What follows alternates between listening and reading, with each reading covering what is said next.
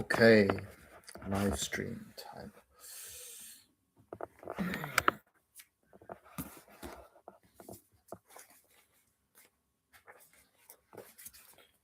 The point talking to myself.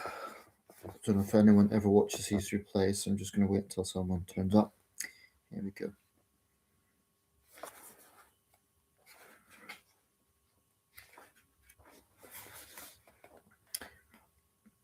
Suppose I need to interject occasionally to keep it running.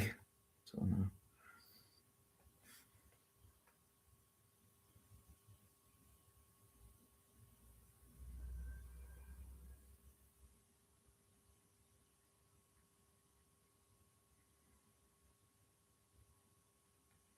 Just reading this book. It's about dividing the Berlin Wall whilst I'm waiting. So we'll see how that goes. If anyone's wondering. About two sisters separated by the Berlin Wall. Fictional, but based on real events.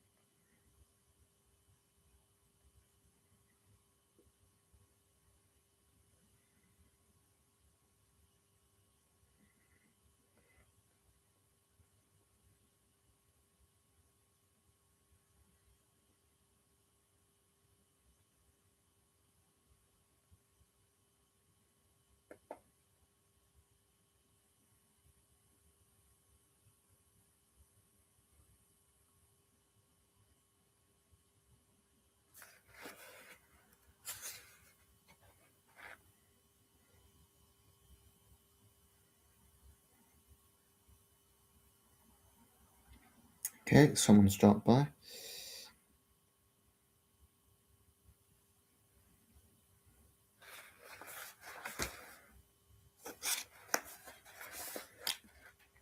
Remember to interact if you've come by so that I know that you're here, please. Might be a little bit of a delay.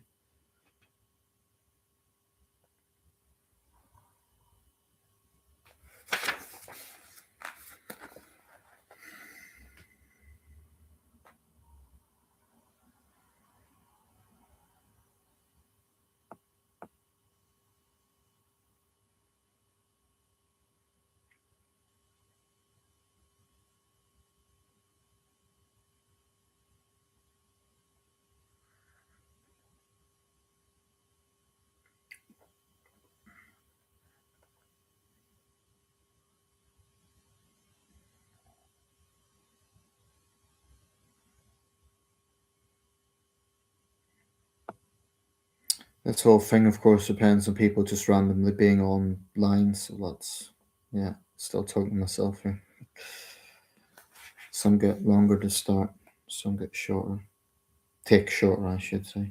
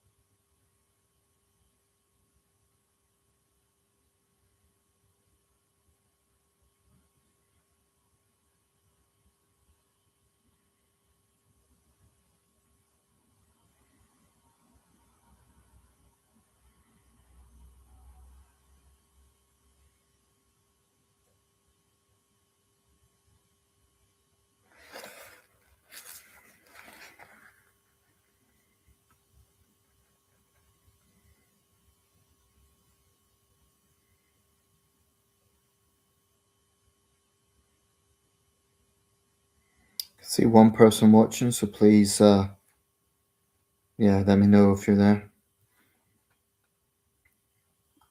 Obviously, a good live stream has quite a few people, but still, let's get the ball rolling.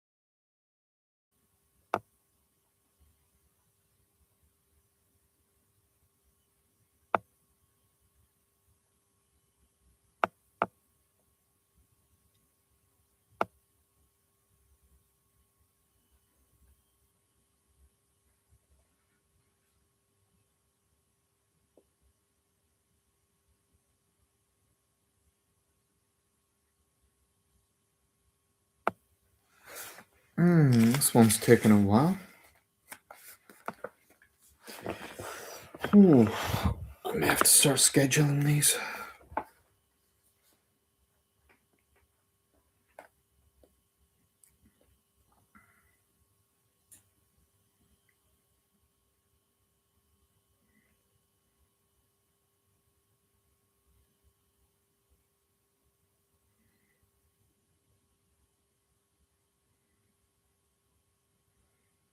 Hello, 2016 Clinical, welcome.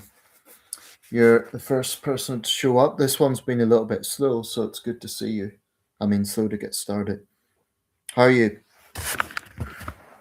Did you have a good New Year? Did you do anything interesting? Mine was rather quiet, which sometimes is the best way. So, 2016 Clinical, I'm not sure if you've been to a live stream before, but if you have, you'll know how this works. We get a few people going, get a conversation going, and so on. So, welcome. I see number 2 now. Let's see if we could get a few more people. I mean, I don't mind speaking to individuals, but obviously it's you get more of a flow in a sense when you have more people.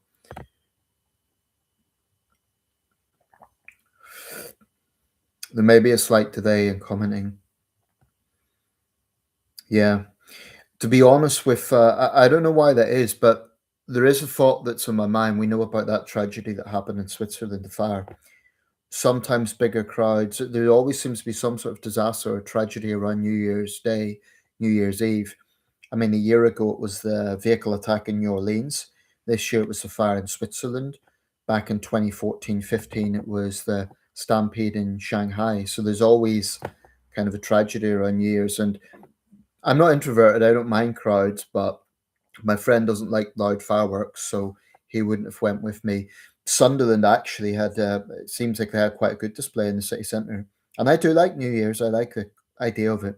What I actually done was finished a book that I'd been working on for some time. So that was always a satisfying feeling. So did you watch any sort of countdown on TV, or I assume you're in the UK 2016 clinical? Um, did you watch countdown on TV or anything like that?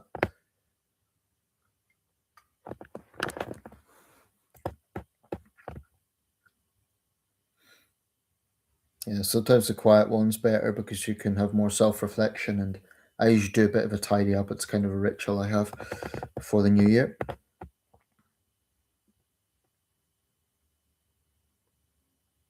I must be honest, this is quite a quiet live stream. Usually by this point we'll have a few people in, and yeah, it's because like I said, I don't mind talking to individuals, because I appreciate all interaction, but getting a flow going is really ideal to have like different people participating. Well, actually, since I'm talking to an individual, are you a long-term subscriber? Have you just joined my channel? Why did you join my channel? Be good to hear some feedback if you don't mind divulging that. Apologies if you've commented before, because there's some names that come up a lot in live streams and some others that don't. So apologies if you have commented before and I've overlooked that. Okay, this is a unique live stream experience. Yeah, just watch a little bit on the BBC countdown thing. Based in Edinburgh, so I should have watched it STV. Well, you're in a great city for New Year's. Of course, Edinburgh is, Scotland, indeed, more broadly speaking, is really where we begin the modern concept of New Year's. Old Lang Syne and all that. I've been to, oh, brand new sub. Well, you're very welcome. Um, I mean, really, this isn't the most exciting channel, but you'll start to pick up what I'm all about.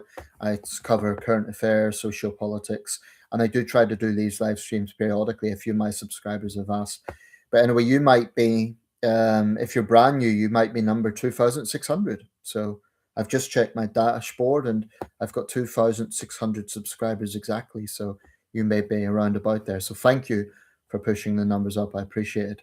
But basically, this is what the channel's about. I do these periodic live streams. I cover, well, you'll know what sort of content I cover. My politics are center ground, so sometimes to the left, sometimes to the right. But, welcome to the channel. I was with my girlfriend in Edinburgh in March. It's one of my favorite British cities. I've always liked Edinburgh. What do STV do? Do they do the countdown as well? Do they do the Hogmanay thing? Or, I mean, is it much different from the BBC, or do they do a particular concept? I should say my parents were in Kirkcudbright in Dumfries and Galloway, and usually there's a piper there, but unfortunately he passed away in the last year, so no piper this year.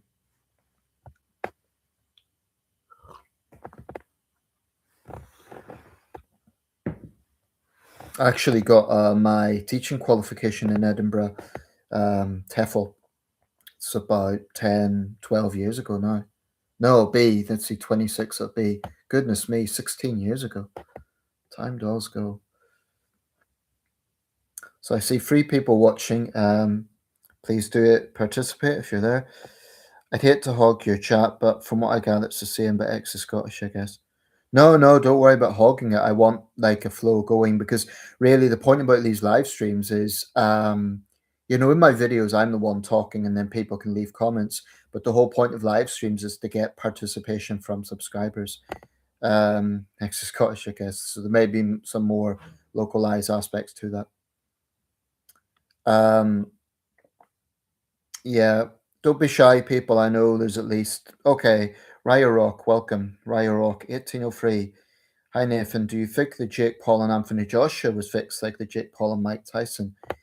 Well, I don't think it was fixed, to be honest. I mean, here's the thing: there's basic common sense involved. Let's look at the Mike Tyson thing for a start. But I watched both fights, incidentally.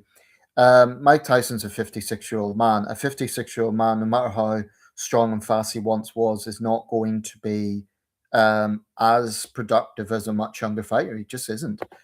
And I know this is a controversial viewpoint, but I happen to think Mike Tyson was overrated in the first place as as a heavyweight. I mean, he was the youngest heavyweight champion. He was fast, strong, and dynamic in the ring. But um, in the boxing world, there's this idea that Tyson is indestructible. He's not. And a 56-year-old Tyson, even less so. So to me, it's not, there's no conspiracy. I think it's just like, I mean, I don't think much of Jake Paul in terms of he's just a guy he's savvy enough to have that business side to him. He's savvy enough to have made himself famous, and he is. He's a pretty famous guy. He's making his mark in the sport. I wouldn't go so far as to say I think it's fixed. I mean, look what happened in the Joshua fight. Joshua really dominated that, and that's what we would have expected. Joshua is still a relatively young fighter. He's, former world heavyweight champion. It's not really surprising that he won against a guy who's had, 12 fights. In the case of the Tyson fight, Tyson was 56 years old. So, of course, he was slower and Paul got the upper hand there. So, in both situations, I think it's pretty much as expected. So, I personally don't really read any conspiracy into it, but I'm not a big fan of it. I do follow the sport of boxing, and I didn't bother getting boxing news for the Joshua Paul fight. It's not that I think it was like an exhibition, it was a fight, and Paul is a licensed professional boxer. He does what he has to do, he does the training. I think actually he can fight, just not at that level. Also, there's a lot of young fighters out there, a lot of fighters for that matter, who don't get that sort of airtime that Jake Paul has. His fame helps. Um, I mean, I think it was the Mike Tyson fight actually that had the biggest viewership on Netflix, possibly ever, possibly even than some of the super fights of the past, simply because of the way Netflix works. But I don't think anybody would say that, Paul versus Tyson was a great fight. It was a boring fight. Just the kind of it's almost like a circus interest. You okay? Let's see I don't want to say freak show. That's a bit harsh, but it's not. People at the time of Mayweather versus Pacquiao say it was disappointing, but to me, that was actually an okay fight. Um, I saw a list actually from Business Insider. It sort of goes through these analytics, and they had Paul versus Tyson at the very top. Canelo versus Crawford, second most watched fight. I think third was Paul versus Joshua. Fourth, McGregor versus Mayweather. Fifth was another Netflix fight. It was one of the women's fights. I don't know. There's a few things I don't like about the way the sport is going. I don't like the Saudi domination. The whole Riyadh season thing. I mean, I suppose they've brought us live fights, so I have to give it to them there. But I do think it's a bit of sports washing over the human rights record. But yeah, do I think the Jake Paul and Anthony Joshua was fixed? I don't think it was fixed, to be honest. I just think it's as expected. How do you feel about it? Did you watch it? I mean, Joshua dominated. I suppose the thing would be, why did Joshua not finish it earlier? Would be, I would give Paul his due. I mean, he was brave, but it's kind of reckless bravery. That fight between Anthony Joshua and Tyson Fury needs to happen. Anthony Joshua called Tyson Fury out. What has Tyson Fury got to lose? Well, this is the thing. It would be the biggest fight in British history. But recent events, I don't think it's going to happen. I mean, I don't know if you saw the news, but Anthony Joshua was involved in a car crash in Nigeria, just north of Lagos. Two of his close friends were killed. So it was a serious incident. One was his trainer, I understand. The other is nutritionist. Obviously, there's a psychological thing, losing his friends, but also that's going to affect a fighter's whole psyche. I don't think we'll ever see Anthony Joshua in the ring again. And it's sad on a personal level for him, but it also means that we're never going to see that super fight between Tyson Fury and Anthony Joshua. And it is a pity. I mean, I don't judge Joshua for that, but it is a pity because British fans will never see what would have been the biggest all British heavyweight fight ever. I mean, it would be much bigger than Lennox Lewis versus Frank Bruno back in 1993. It would be a super fight, because whatever people think of them, Anthony Joshua and Tyson Fury, apart from Alexander Usyk, have been the two dominant heavyweights of recent years. I mean, I think Usyk's in a league of his own. I think Usyk is exceptional, but both Tyson Fury and Anthony Joshua are very capable fighters. I'll be honest with you, I'm not a Fury fan. I don't like the fact that he runs his mouth and then retires, and then runs his mouth and then retires. And, there's trash talking and there's just being disrespectful. I think Joshua is a more respectful sportsman overall. But I agree it needs to happen. But from a realistic point of view now, psychologically, Joshua's lost his friends. He'll need to certainly take time out at the very least. Um, he may do it for them. There may be an issue there. If you've seen the Rocky films, there was whenever Rocky had a loss, then he felt the need to get into the ring. Um, but I don't think you come out of something like that losing two close friends. He was badly injured himself, or not badly injured, but he was injured. It's just not something that you come out of easily. So, as much as I like to see it happening, I'm sort of thinking, yeah, it's not going to happen. And if it doesn't happen in 2026, it won't happen. One big heavyweight fight that is scheduled is Deontay Wilder versus Alexander Usyk. Usyk's beat everyone, so Wilder will just be another name on his list. But frankly, even if Usyk loses, it doesn't take anything away from him because he's already proven himself. I think he's the best heavyweight of his generation, of this generation. I think Usyk's possibly done enough to be in the best 10 of all time. Not five, but maybe the best 10. So, what do you think, Ragnarok? Do you think that Joshua will overcome these personal traumas, perhaps to do it in tribute to them or something? Do you think it could happen? I mean, it would be a super fight. One thing, though, it would have to be in Britain. It would have to be at Wembley. If it happens in Riyadh, I think that would be a mistake. Hi, Nathan. You've talked about crime and antisocial behaviour. If a liberal person said to you, everyone makes mistakes and no one's perfect, um, is that the whole sentence, or just see if you need to finish that? Clinical, are you still there? Don't worry about hogging the chat. I want participation. Raya Rock, I think you were still writing the sentence, so I'll just let you finish that. Or maybe that was a full sentence. I don't know. Well, here's the irony. So, since I'll just talk, since you made that may be the whole sentence. I was actually a member of the Liberal Democrats, but one reason I left the party, I was a member for 5 years and I stood at council level. Okay, I mean on kids who commit antisocial behaviour. Yeah, well, this is one area I've always been upfront. I am a conservative on the issue of crime. I'm talking about not party conservative. I'm talking about socially conservative. Um, when I was in the Liberal Democrats, I think they got a lot of things right, but one thing I just felt out of place on was the crime issue.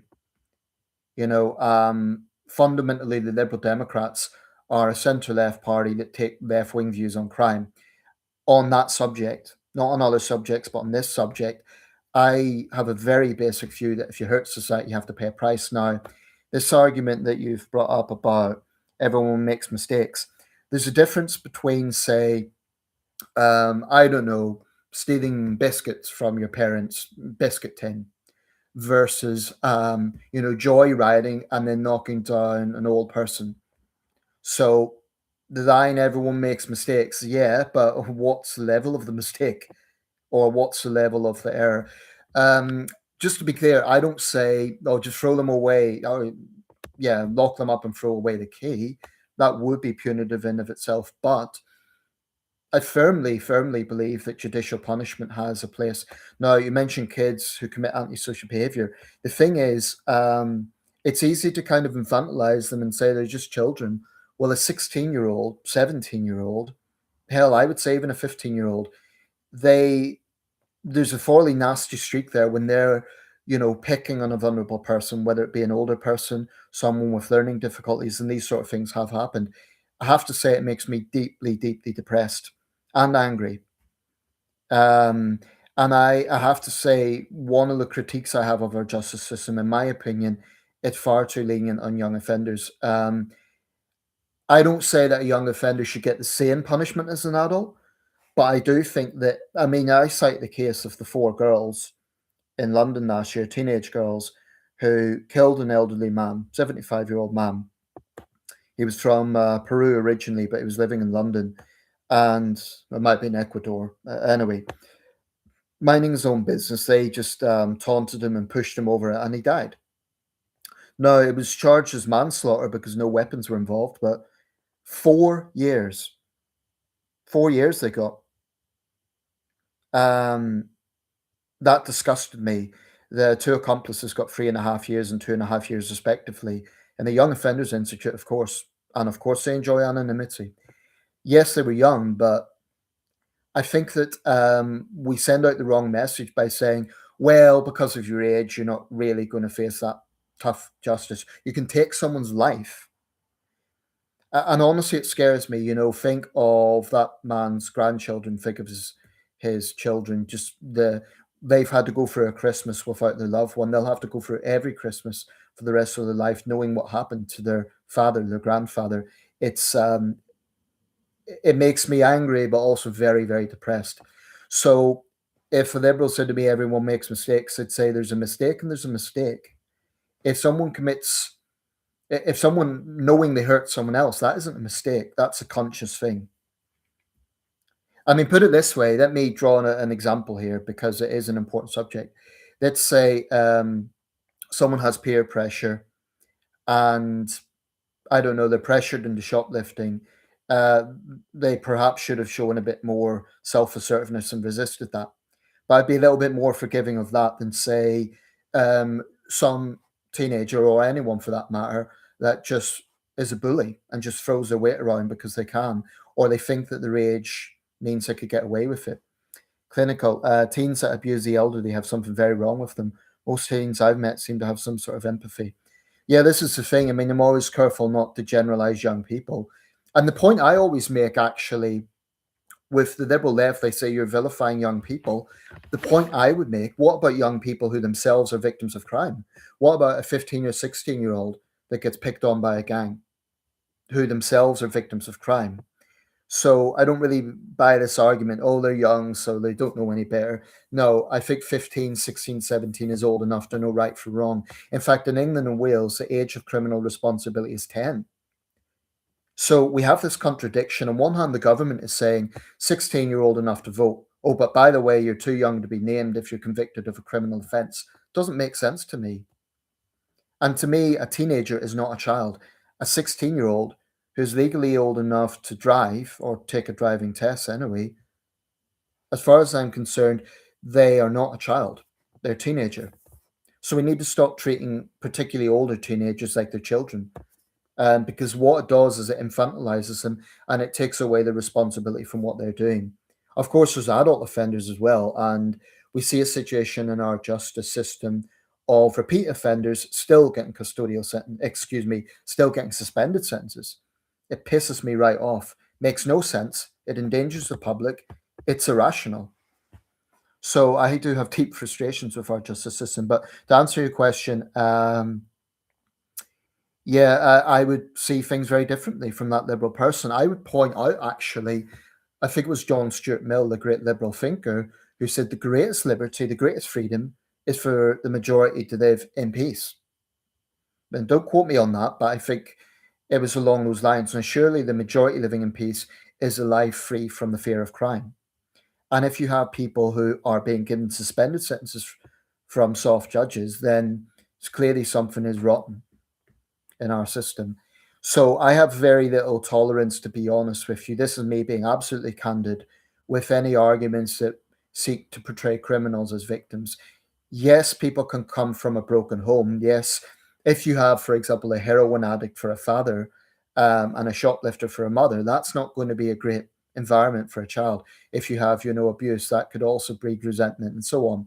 So I'm not naive about those things. But I just think that sending out the message to young offenders, well, your age protects you, it's the wrong message. And it just emboldens them, in my opinion.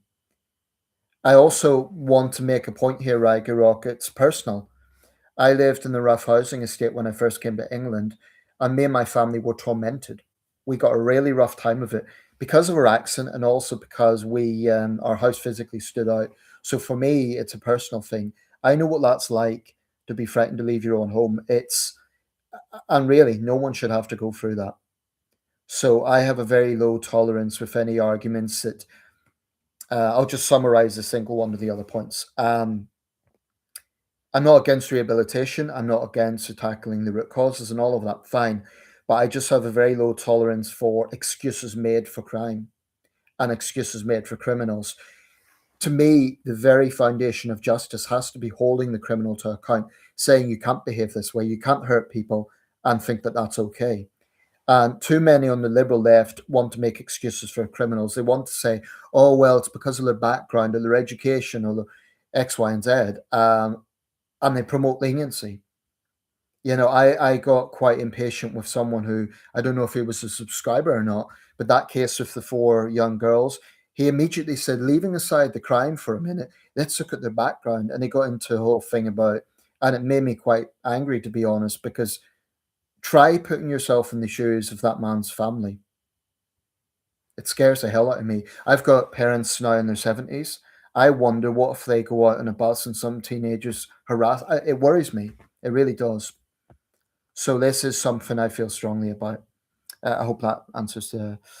Let's see. Hi Nathan, do you think if reform did win, do you think they would sort antisocial behaviour and make no disabled go to work?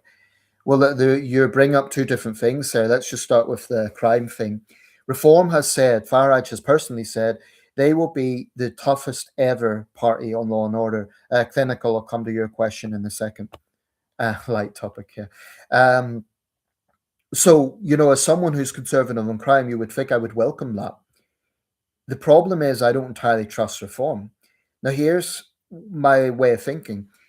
If a party is claiming to be tough on crime, then they have to be consistently tough on crime. When the riots happened in 2024, Farage immediately blamed immigration, which meant that his first instinct wasn't to blame the people actually doing the rioting. I believe strongly that if you go out and set fire to someone's car or you're throwing stones at the police, you're 100% responsible for your actions. It's no good to say, oh, I'm frustrated, because anyone could use that excuse. And I'm a little concerned that Reform's first response was to blame immigration. Then, of course, they said to condemn the violence and all the rest of it. But frankly, Reform and GB News seemed to me to be very reluctant to condemn the rioters. Beth Turner on GB News actually said they were fed up citizens. That really pissed me off. They were endangering lives. They were mindless yobs as far as I'm concerned. So if you're a party that's claiming to be tough on crime, okay, be tough on crime across the board. I want to see reforms, policies on young offenders. Will they crack down hard on them? Because I'd like to see that. Will they? The other thing that we have to understand is parties can talk tough. Labour and the Tories have been talking tough for years, but there's a deeper issue here. If politicians try criticising judges, you know what will happen? The judicial establishment, judges, pretty much will turn around and say, oh, you're interfering in the judiciary. And that's the whole point in a democracy, having an independent judiciary. So my question for Nigel Farage is, okay, how do you do this? You can talk tough, you can make these promises, but how are you going to make judges not be so lenient? There is actually some things that can be done. Legislators, that is politicians, can actually set the minimum sentencing. That's in their hands. That way, judges and the sentencing council have no choice but to go with tougher penalties, which is what the majority want. The majority are sick and tired of soft judges issuing soft sentences. Now, you mentioned another thing. You mentioned make the disabled go to work. Well, disabled people are not criminals. So it's one reason I don't trust reform is I think they're going to be very callous towards disabled claimants. I don't trust them on that. And that's a personal thing for me. My sister, without going, I want to protect her privacy, but she has fibromyalgia. So she currently is classed as a disabled adult. It's a very debilitating condition.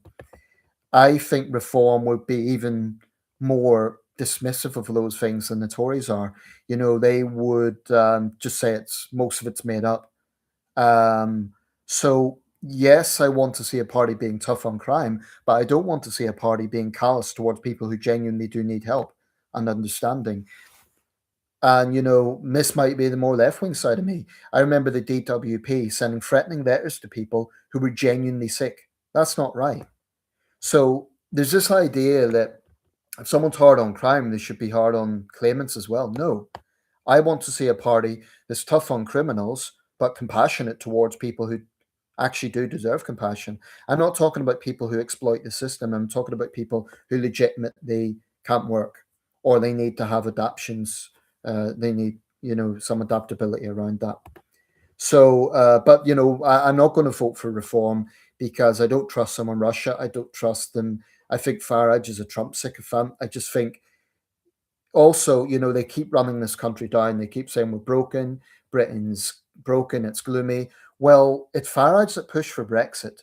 Now, I'm not saying Brexit's to blame for everything, but let's look at some responsibility here. I wish Farage would take some responsibility. He is the architect of Brexit. And this so called broken Britain that he talks about, it's happened after 2016. The small boats came after 2016. I just think that Farage and others like him have sold us something saying Brexit's going to solve everything, and we actually have a lot of problems in this country. And again, I'm not blaming Brexit for those problems. I'm saying that they sold us something that, in my view, was a con. If the Prime Minister, any Prime Minister, shows the slightest hint of wanting good relations with France or Germany, then we hear it's betraying Brexit. Frankly, I'd rather we were close to France and Germany than we were to the current American administration. But that's how I see that. Let's see. And clinical, you're right about a lot of teenagers having empathy. When I talk about young offenders, I'm always at pains to stress it's not all young people. There's a lot of young people do great things. They work for charity, they raise money, they clearly care about society. Okay, let's see. So anyway, sorry, to just address this point again. I'm realistic. I know there is a chance reform could get into power. If they do, it's the one little thing I hope they will carry out. Let's start to see real sentencing. Let's start to see a situation where judges have no choice. Judges say their hands are tied. Okay, well, let's make their hands tied in the right direction. Give minimum sentencing. So, for instance, if some teenagers attack an old person or anyone and it leads to their death, shouldn't be 4 years. It should be a minimum of, I would say, 8 or 9 years at least. Even that's soft, but the current situation is a disgrace. You have someone, drunk driving, they kill someone, they'll get some years in prison, but for some bizarre reason, they're allowed to drive again. That's, to me, disgraceful. So, yeah, I mean, I don't trust reform, but if they do get into power, that's one thing I'll be holding them to account on. I'll say, look, you said you're going to be tough on law and order. Let's see it. Let's see minimum sentencing increased. Let's see far fewer suspended sentences. And I'd want to know, how is reform going to put pressure on judges without being accused of interfering in the judiciary? I have very little time for the Sentencing Council, which is the body responsible for setting sentencing guidelines. So for me, the question is, how does reform, deal with all of this? It's all very well to talk tough on crime, but how do you actually deliver it? Stance on transgenderism. Okay, so basically, I don't believe a man can be a woman. Let me just put that out there. I do not believe someone born biologically male can be a woman ever. But I do have sympathy with people who genuinely have a struggle. They genuinely feel they're born in the wrong body. And I have known transgender people, so this is not something that I kind of dismiss. Um, I think it can have profound mental health impacts on those people. So I'm compassionate to a point. What I mean by that is I'm not in their shoes. I don't know what they're going through.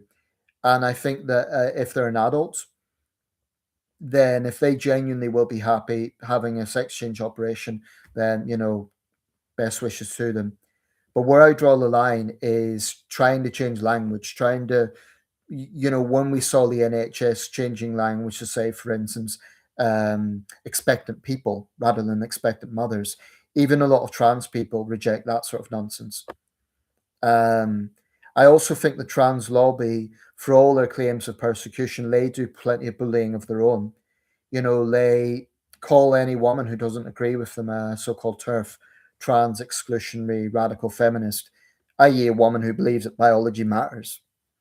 I mean, they vilify J.K. Rowling because she has strong views on this. But they've put her in the same, conversation as real hardline right-wingers, and I think that's unfair. J.K. Rowling actually politically is quite left wing, except on this issue.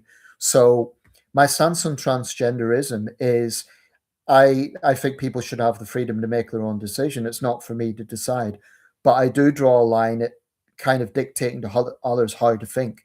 So if a transgender person said to me, "You're a bigot if you say that biology matters," I'd say, "No, I'm not. Biology does matter. It matters in terms of women's refuges. It matters in terms of women's prisons, women's sport. That's why it's a bit phony to say, oh, live and let live, because it does have implications on other people. So that's how I see that. Having said that, I think it can be lonely being a trans person, and I do feel that, some of the mocking isn't really helpful. I wouldn't endorse kind of bullying of trans people in that sense. I don't think it's helpful, so I think it is important to be sensitive on the subject, but within reason. Within reason. I'm not going to say, put it this way, if I meet a trans person and they want me to say she in reference to them, I'm not going to pick a fight with them. I'll probably say it, but I will draw a line at them insisting that they are a woman when I know that person was born male. I'll say, look, I'll say she. I'll call you what name you want, but you're not a woman in my mind, and you never will be. It's like, um, it's like this thing about, well, what you're saying, clinical, they deserve respect, bullied a lot nowadays. That's what I'm saying. I do have sympathy. I mean, respect and sympathy are two different things. Respect is it's about how we treat people. Sympathy is about looking at someone's experience and thinking, okay, that's difficult. I would say sympathy more than respect, because respect is kind of like agreeing with someone. Well, I don't agree that a man can be a woman. I just don't. But that doesn't mean I have to be an asshole. It doesn't mean that I can't be sympathetic to their struggle. I might not fully understand it because I'm not in their shoes, but I'm not going to, what you mentioned about bullying. I would point out it works both ways. The trans lobby can be pretty nasty itself. I mean, they've held up signs threatening to hang women. That goes even beyond bullying. That's outright threatening behavior. So, it works both ways. Um, I would say also, when it comes to the whole dating thing, I've heard of situations where lesbian women have been branded as transphobes because they refuse a trans woman. But why would they? If they're attracted to women, why would they want to be with someone who was once a man? That doesn't make sense. It's like I, as a heterosexual man, if I was single, I'm not going to look at a trans woman. She may have a great personality, and you see him using the preferred pronoun there. Um, I'm not going to, could have a great personality. She could be a nice person. She could be physically attractive. Some trans women are good looking. But in my mind, psychologically, I'm thinking, as much as I like this person, I'm just never going to be attracted to someone that I knew once was biologically male, because I don't think no matter what surgery you have, you can never be 100% the opposite sex. You just can't. But I'm not going to give them a hard time for it. I'll say, okay, you see yourself as a woman, that's fine, but just don't insist that other people see it that way. That's the cutoff point, and that's where mutual respect is important. Um, yeah, absolutely. Reverse bigoted. I mean, I would say misogynistic. Actually, I can think of an example. I think her staging was Posey Parker. She was I don't know much about her, but she was a woman who was what's called gender critical. That is to say, a woman who believes in biology. She was accused by someone pandering to the far right. Whether she did or not, I don't know. But there was a notorious incident where she was in somewhere in New Zealand. I think it was Auckland, and she got surrounded, and I mean surrounded by trans activists. They yelled at her. They threw things at her. It was quite an ugly scene. Now, the problem with that sort of situation is no matter how objectionable someone's views are, if they appear to be the victim, then people will sympathize with them. It's like, I don't like Nigel Farage, I don't trust him. But if a mob surrounded Nigel Farage and yelled at him and threw things at him, I'd have some sympathy. I'd think, well, I don't like the guy, but no one deserves that. Well, I say no one. Putin would. There's a few exceptions to the rule, but anyway, the point I'm making is this mutual respect. So for me, I'm not going to go out of my way to make a trans person feel uncomfortable. I'm not going to, you know, make such a thing of not using a pronoun. But what I will insist on is you cannot dictate to other people how to think. That is going too far. Telling someone you have to believe that a man can be a woman. No. I say that people can legally be a trans woman or a trans man. That is not the same as a biological woman or a biological man. And it does matter. People say live and let live. That's fine. But it does matter in terms of a women's refuge or in terms of a women's prison, things like that. And as for these parents that say they're not going to name the gender of their child, that's nonsense. I will also say this, clinical, since we're on the subject, I do not believe in trans children. Why? Because legally in this country, you have to be 18 to have a sex change operation. So the whole idea of a trans child is an oxymoron. There's no such thing. You can have a child who's confused, but that child may simply be gay. It doesn't mean that they should. I mean, there's real child welfare issues at hand there, and I'm pleased to say Labour has banned hormone therapy for under 16s. I believe that was introduced, rightly so. I mean, I've heard cases of teenage girls having mastectomies because they believed they were boys and then later regretting it.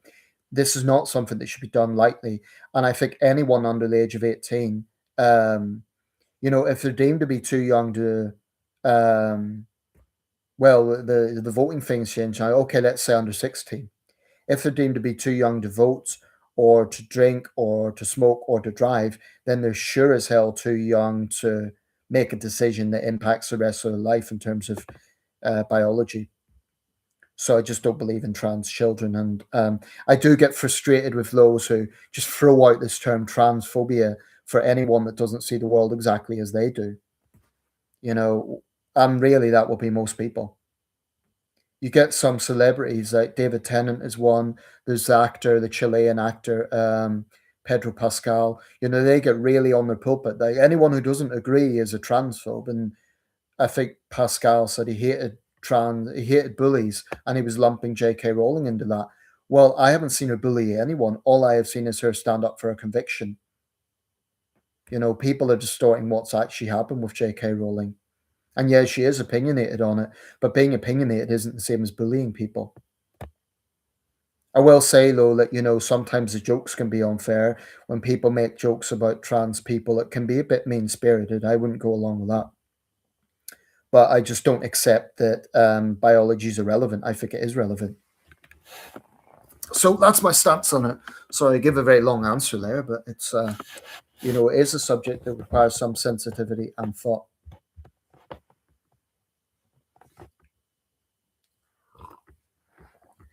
Hey Nathan, you did a video on Bondi Beach terror attack. I wouldn't think Australia would have terrorist attack because they have less immigration compared to Europe. True, but nowhere in the world is completely safe from this. Yes, it's true Australia has strict immigration, but I don't know if the attackers have been there for some time. I think they had Syrian background. I know the guy that intervened also had Syrian background. Maybe I've got that wrong. Maybe he did. But those guys they stated affiliation to Islamic State. I believe they'd been to the Philippines. The island of Mindanao has a long history of Islamist separatism. But yeah, the truth is nowhere is completely safe. In Australia, although it's a relatively safe country, they have had some violent incidents. But in the past, the violence seems to, from what I gather, be from organized crime rather than terrorism. So, for instance, there's a biker scene in Australia, like Hell's Angels and stuff. And I understand in the past where there's been massacres, it's either been involving organized crime or going further back, conflicts between settlers and Aboriginal people. But yeah, Islamist terror, it's not completely new in Australia, though. There was the Sydney attack a few years ago. I believe that was Islamist as well. So, and Sydney and Melbourne are big cities. No big city in the world could be absolutely immune from terrorism. So,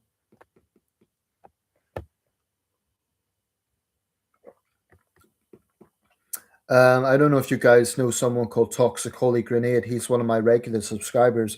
I hope he comes across this live stream because he had questions about the Epstein thing. I think that's going to go on and on. Recently, when I made a video about Epstein, yeah, well, not about Epstein, about the most famous people in the world, or I covered that in one of my questions. Epstein would be an example of posthumous fame. I mean, the guy's been dead for what, almost 7 years now, and his name's still everywhere. That's kind of posthumous infamy. But yeah, Rayurok. I mean, whenever something happens, look at the fire in Switzerland. People were immediately speculating it could have been terrorists. It turns out it's not. I think it was the hydraulics in the place that caused that disaster. But it's a very sad thing. 40 young people killed on New Year's Eve, New Year's Day actually. It's the early hours.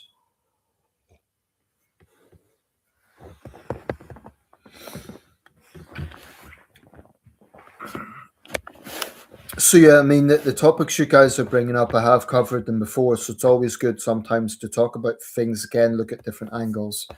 Um, Let me hear your insights as well. I mean, I'm fine with answering questions, but feel free to leave your comments as well and your thoughts. It's the whole point of these live streams. I want to empower subscribers as well to give you guys a voice. To say what you want.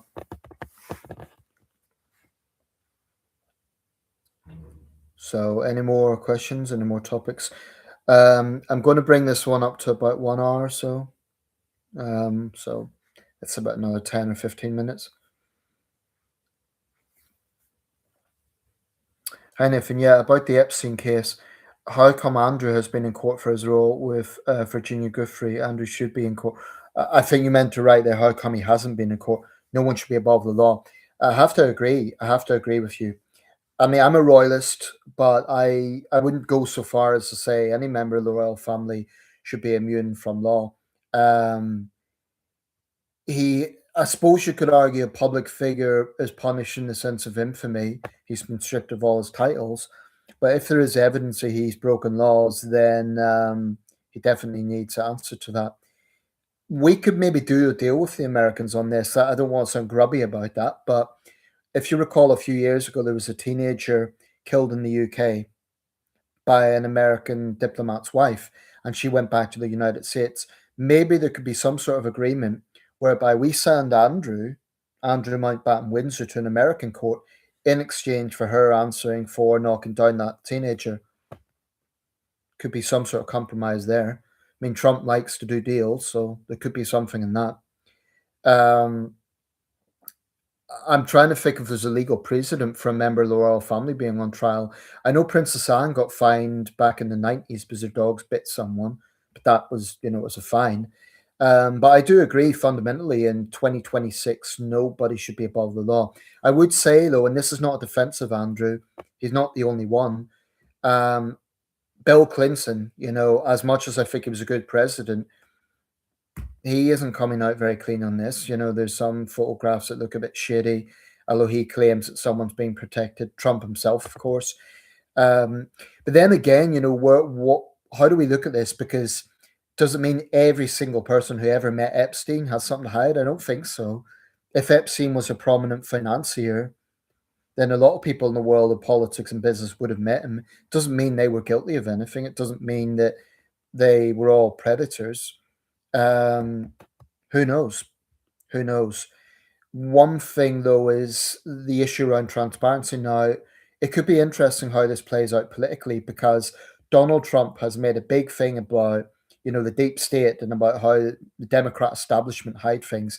Well, if he's seen to be part of a cover up, his own base could turn against him. I don't think it's going to happen immediately, but I know one of his loyal supporters, the Georgia Congresswoman Marjorie Taylor Greene, wasn't happy about this, and she turned against Trump. So, it could be interesting to see how things play out. But I do think there's a lot of sleaze in the Epstein thing. I saw the documentary on Netflix about Jeffrey Epstein.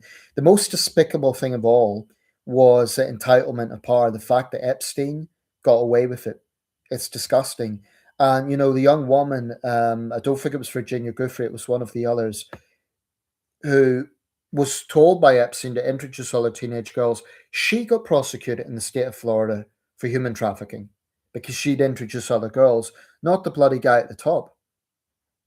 I mean, that's a disgrace. And, you know, anyone that thinks there isn't corruption and justice, that there isn't some entitlement, America is supposed to be everyone's equal before the law.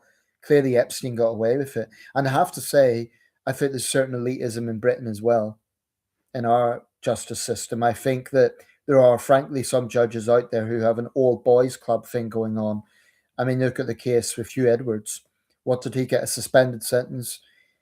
I mean, I hope I'm wrong, but if Hugh Edwards were, I don't know, Kevin Smith from a housing estate in Liverpool, would he have got a suspended sentence? I don't know. Maybe, maybe not. I can't help but feel that there's a certain class thing there. Like, you know, prominent, respected BBC anchorman. You have to wonder. Um, I don't trust judges in this country, to be quite honest.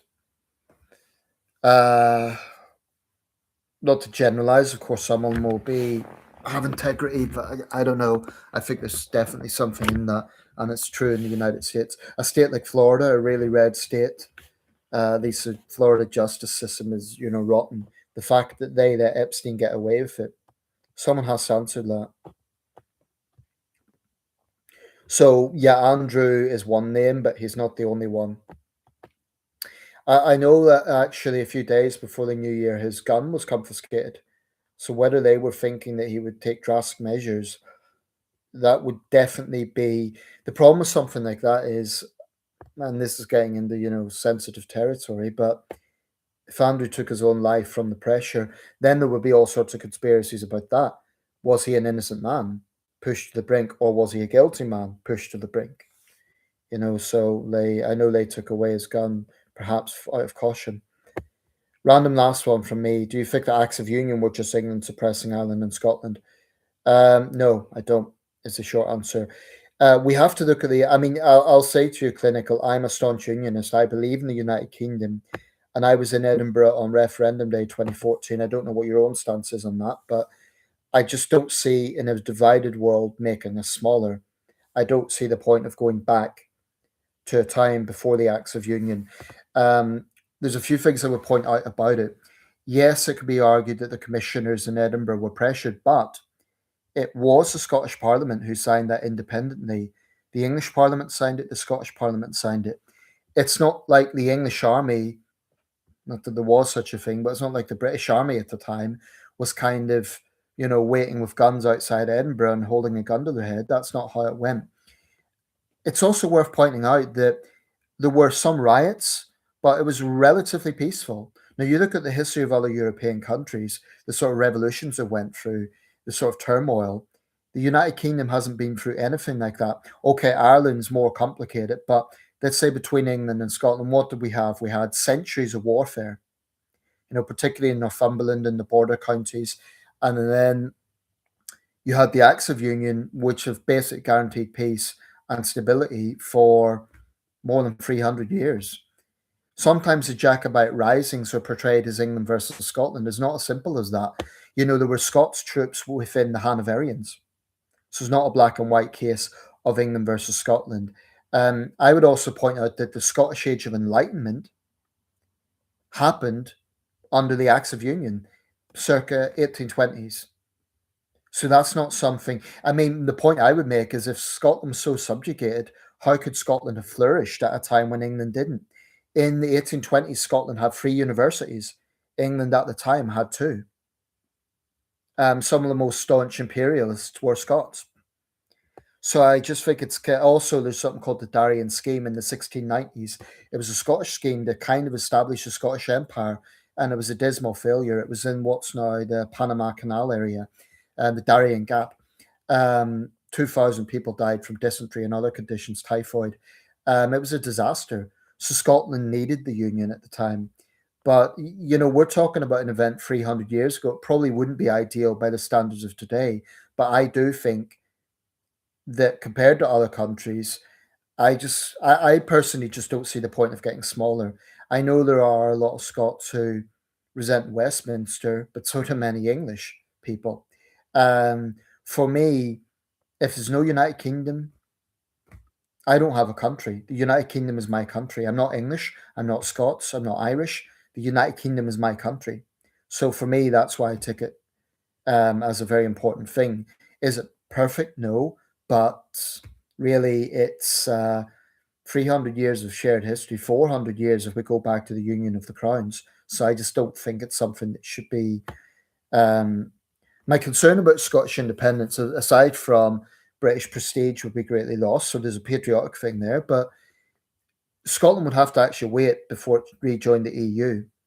It wouldn't automatically get re-entry because countries like Ukraine and Bosnia have been waiting for years. So Scotland, as an independent country, suddenly got membership. People would rightly say, well, they're jumping the queue. Personally, I hope the United Kingdom stays together, and that's one reason I was skeptical of Brexit. I thought it would further divisions within the United Kingdom. So that's my stance on that. Um, I would just say that, independence has romantic notions, but Scotland, the thing about this country, by which I mean the UK, Scotland's unique, England's unique. I sort of look at it as other great countries have diversity within them. It doesn't mean that independence is necessarily the best option. Um, Scotland has its own culture, England has its own culture, but I firmly, firmly believe stronger together. Definitely better together indeed as the campaign went. And I am very pleased that it won, that our Better Together campaign won. That's my stance on it. Yeah, I'm a unionist too. I'm pleased to hear that. Great live stream, great channel. Take care, Nathan. Thank you very much, Clinical. I really appreciate that. And Happy New Year to yourself and best wishes for the year ahead. One last thing, so I'll just get this in here. I resent the way Scottish nationalists think they speak for all Scots, and they portray it as England versus Scotland. They think they speak for all Scots. There's Scottish unionists like yourself and many others who know the score. They don't speak for all Scots. That's important to get that point out. It looks like Toxic hasn't shown up. I know he wanted to ask the Epstein thing, so he'll be disappointed he's missed this, but I don't schedule live streams just because people are all doing different things. I'm going to give another 5 minutes to this. So, Clinical, thanks for coming along and Happy New Year. Raya Rock, I think there's 4 people now, so there must be at least someone else. So, I'll go through maybe 1 or 2 more questions, topics. Just going back a bit. It's mostly been Raya Rock and Clinical. I'm not sure. Yeah, that's what most of the comments are. So, thank you guys for participating. Do you think there will ever be a united Ireland? I'll be honest, I think there's a possibility. I'm from Northern Ireland. My grandmother was born in 1920, 2 years before the partition. I'll be honest with you, Raya Rock. I think it is actually possible in the next 20 years. And, it's strange. I was born in Northern Ireland. I see myself as British and I always will. But I'm not going to, be too vocal in terms of that because I respect democracy. I mean, if Northern Ireland disappears, there will definitely be a sense of loss there for me. There'll definitely be that will be a very strange thing. And I do think that it will be something that will be a very pivotal event, comparable to Brexit, maybe even bigger, because the United Kingdom will, by definition, get smaller. We'll lose 2 million people. But the truth is, there's many people in the mainland still don't really respect Northern Ireland as a home nation. What I mean by that is there's still this mentality of, oh, you're from Ireland. There's a bit of ignorance there. It's all Ireland. That's always bugged me a little bit. So I do feel that if it did happen, no one would be overly surprised. The unionist community in Northern Ireland has gradually shrank over the years.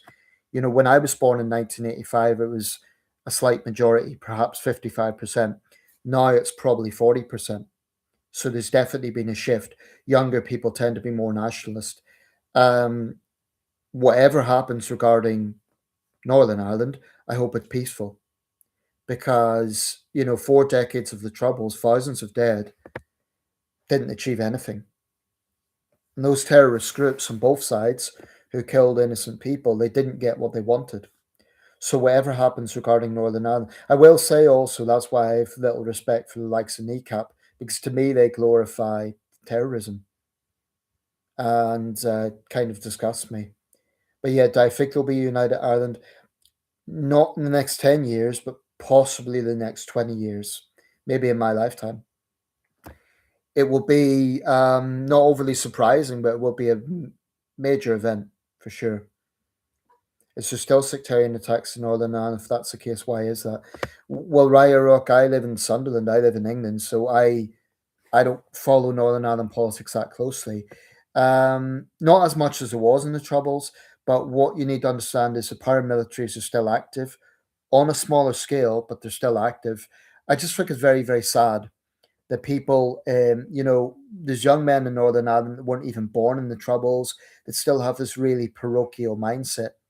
Like they won't have Catholic friends or they won't have Protestant friends. And it's just, there's a real pettiness to Northern Ireland that I don't like. Um, Sectarianism, less than before, it's more internal. So you'll get, for example, loyalist street gangs will attack each other and there'll be drug disputes going wrong and that sort of thing. They're really just criminals. These guys aren't freedom fighters on either side. They're just thugs, and I wouldn't give any of them the time of day. Um, I do find it sad to see teenagers rioting in Ulster. When it happens in England, it's news. When it happens in Northern Ireland, it's unfortunately all too common. But I was deeply troubled by the violence in Ballymena last year. That was my grandmother's hometown, and I would say a problem in Northern Ireland is racism. Northern Ireland, I hate to say it, but it has a real racist problem. This is not everyone in Northern Ireland, but there is definitely quite a far right element there, even more so than in England. I mean, when you had a rampaging mob, targeting Filipinos because they were angry with Romanians, it sickened me, to be quite honest. And I am pleased I haven't grown up in that environment. Um, One reason my parents moved from Belfast in 1995, we moved to a rural County Antrim, is to get away from my parents didn't want me and my brother getting into the paramilitaries because we were coming of age. And, well, when I say coming of age, we were getting close to being teenagers at that point. And it was, yeah, I'm eternally grateful to them for that. So regarding Northern Ireland, I just find it sad that there's still people who have such a small mind. Like, I think, can you guys not travel the world or something? Can you not get out of your little bubble? It's just sad. Um, so why is it? It's influence of society. It's their parents. It's perhaps opportunities. Northern Ireland has high unemployment. There's a lot of factors involved in that. But I do think it's very sad, and I think there's toxic people out there who are influencing. It's predominantly young men, sometimes young women, but predominantly young men. Labour should not be making disabled and mental health working class to be made to work. Labour should be for working class. I totally agree. I would say, though, anyone that's going to vote for reform because Labour has let them down, they'll get a nasty surprise when they see that reform is even worse. So what I would say to those people is vote for the Liberal Democrats. You know, I am very disappointed with the way Labour has treated claimants. I know that they're under pressure. I know there's billions in the economy that they need to deal with, but I really don't like the way Rachel Reeves and Liz Kendall and Pat McFadden talk about the unemployed. It's like they're trying to out Tory the Tories. I will say one thing for Rachel Reeves that I welcome. Well, two things that was welcome in her last budget. She did increase the minimum wage. That's welcome. And she did have Russian assets, earmarked for sending to Ukraine. That's a good thing. But in terms of how they treat people, Labour should be more compassionate than the Tories. So far, they've failed to show that they are. I cannot think in my lifetime of a party that had a landslide victory and in a way have squandered it so badly. Starmer, do I have some sympathy? I think he's sometimes blamed for things that isn't his fault, but I also think Labour has squandered a lot of the goodwill. But I just think if people go to reform and protest, it's a mistake because if Labour, doesn't make things easy for unemployed people, reform are going to be even worse. So that's the only thing I would point out regarding that. Okay, 1 hour 10. I'll give another 5 minutes, let's say. But that's a good question, Raya Rock. Labour should have compassion in those areas, and I'm not sure that they have done enough. But Britain is not the only country that has a welfare system. True. It's something that we see in a lot of developed countries. But then again, the United States, the richest country in the world, or the biggest economy anyway, many Americans don't even have basic health care. So I don't think America can really boast about anything. But this is the point, Raya Rock. We do have a welfare system, and the point of that was a safety net. Now, I know there are people who abuse the system, but anyone who's been through the system will know it's not as simple as some of the critics make out. There is strict obligations. There is things that people have to do. And there isn't really any such thing as free money. Even people who aren't having to sign on every fortnight, they still need to prove, for example, from a doctor's letter, they need to do regular assessment checks to show that they're entitled to the money that they're getting. So it makes me angry when the right kind of distort this and suggest, oh, they just get free money. It's not true. And, someone who's going through fibromyalgia or another debilitative condition, which means they really can't work, it's to be kind of stigmatized the way they are, fixed reprehensible. The other thing is, people don't realize what it's like for those claiming universal credit. They oblige you to do 35 hours a week job search. If you work that out, if you work out what people are paid on universal credit, it actually works out to less than the minimum wage. And yet the DWP says treat it like a job. So I think there's far too heavy a punitive side to it. And people don't realize there's a sanction culture. I think sanctions are handed out far too easily in the DWP. I have a big problem with that. And Labour has been guilty of pushing that. So, yeah, I am very disappointed with Labour in that regard. But you're right, we're not the only country with a welfare system.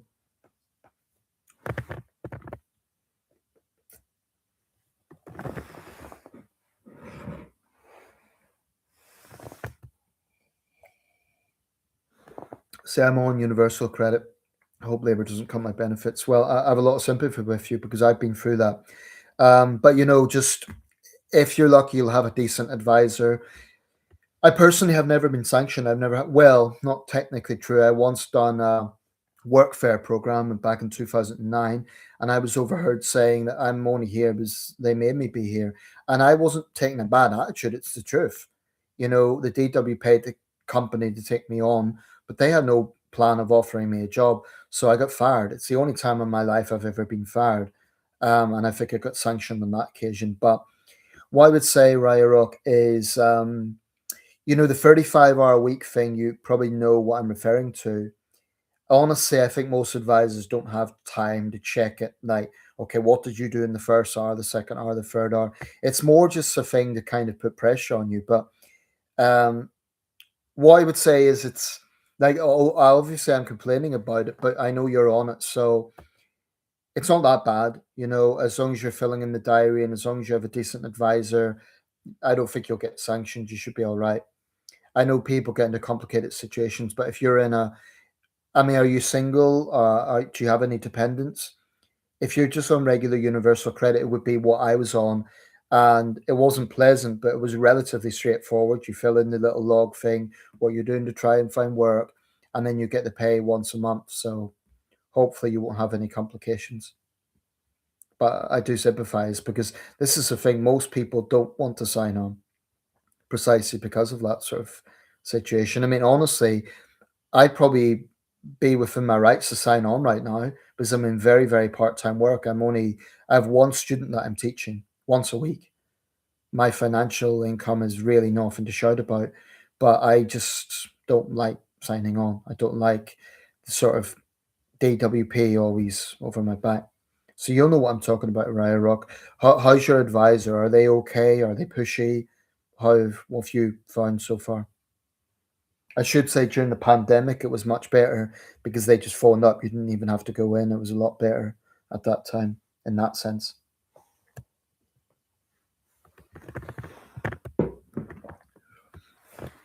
Even if people who have anxiety, the government want to make them work, the government think anxiety is nothing.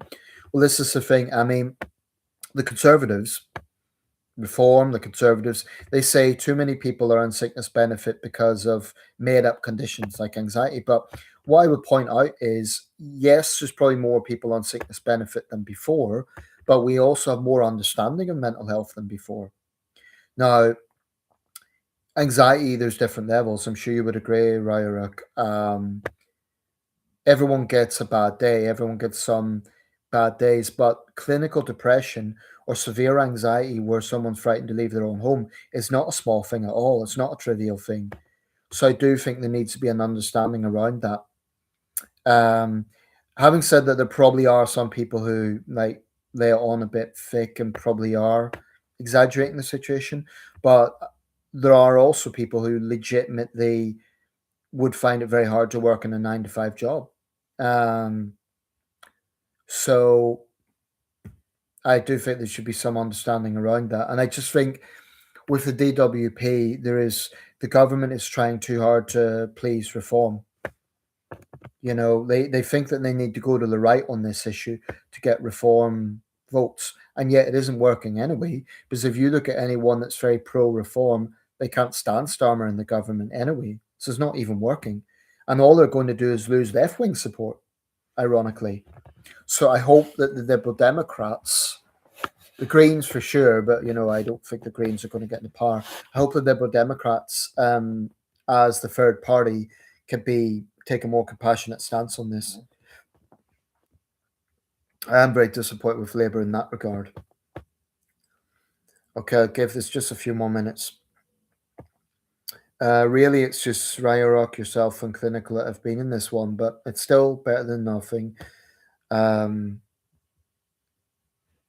know Toxic will be disappointed that he hasn't come to this live stream, so I guess I'm lingering just to see if he happens to be online, because I know he wanted us to talk about the Epstein thing. But if he happens to catch this in retrospect, I'll be doing these periodically. I'll go up to 1 hour, 20 minutes, may as well. But Ryorok, there's 3 people watching, so please don't be shy if you're looking right now. Leave a question, leave a comment, anything. So we can have maybe one more question before I close this live stream. I haven't done this for about 2 months, so.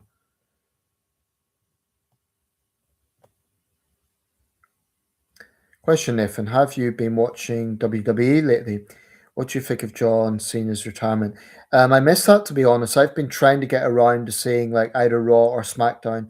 I missed it. Although I have to be honest, I'm a little confused. I thought Cena had retired. So I guess this is the formal event. What was his last match? Honestly, I just haven't seen it recently. Who was his last match with? Was it a big name? Was it Roman Reigns? Was it Randy Orton? Was it Cody Rhodes? I imagine he would have went out with a bang. Cena, in all honesty, would have to go down as one of the great wrestlers of all time. What do I think of the retirement? I'm not surprised. He's what, in his late 40s now? Gunther. Yeah, I must be honest, I'm a little underwhelmed by Gunther. So that was his last match? I have to check it out. Was it on Raw or SmackDown? You see, I haven't watched it for a while. I can't remember seeing it as on Raw or SmackDown. But I have Netflix, so I might watch it later, actually. I haven't seen any for a while now. I really should. Saturday night main event. Is that Raw or SmackDown? Saturday night SmackDown? Saturday night Raw? Is it like independent from either of those? I have to check that out on Netflix.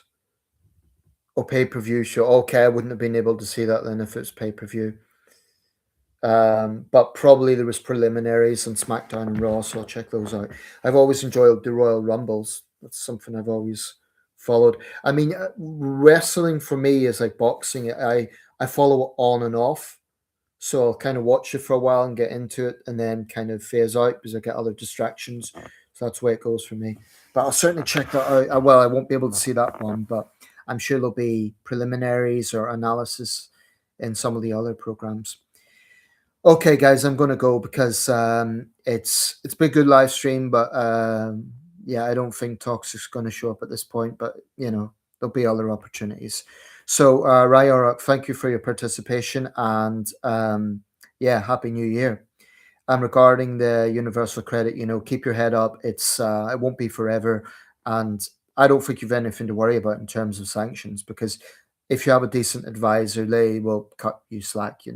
It's just make sure you're filling in the diary thing to give them something to go on. That's the main point. Right. Take care and best wishes for the year ahead, and thank you for coming along.